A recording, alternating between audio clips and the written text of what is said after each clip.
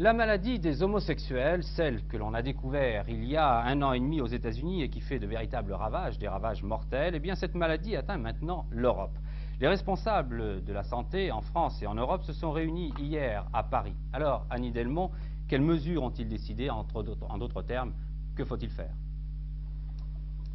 La seule mesure que l'on puisse prendre en l'état actuel des connaissances sur cette maladie, c'est l'information du public. Et cette information va être faite à une large échelle dans tous les centres de transfusion sanguine de France et d'Europe.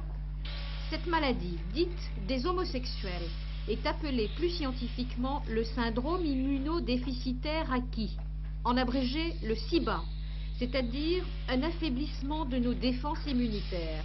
Elle est due vraisemblablement à un virus. Sur 3000 cas recensés dans le monde, 2000 sont morts, la plupart aux États-Unis. Mais l'Europe n'est pas épargnée, 200 cas en Allemagne, 70 au Danemark, 49 en France. Maladie mortelle dans tous les cas, puisqu'aucun traitement n'existe jusqu'à maintenant.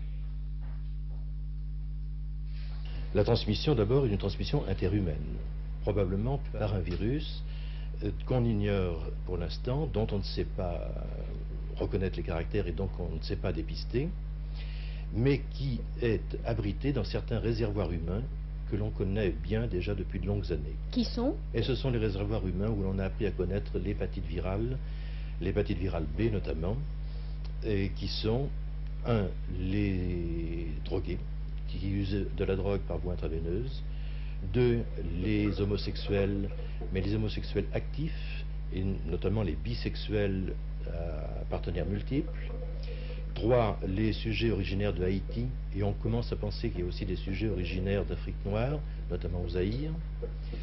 Ce sont là les grands réservoirs du virus, à partir desquels la maladie va se propager, et par voie interhumaine. Et il n'y a pas donc lieu d'affoler les populations qui viennent donner leur sang ou qui reçoivent le sang? Il ne faut pas de panique, ni au niveau du donneur, car les donneurs français n'appartiennent pas aux catégories de haïtiens dont je parlais tout à l'heure. Mais des homosexuels peut-être, monsieur. Mais voilà, comment c'est le pourquoi savoir? il faut les informer. Il faut les informer. Il faut les informer, et les décisions que nous avons prises en comité consultatif au ministère tout récemment ont pour but de voir avec ces personnes comment on peut les informer, par quelle voie.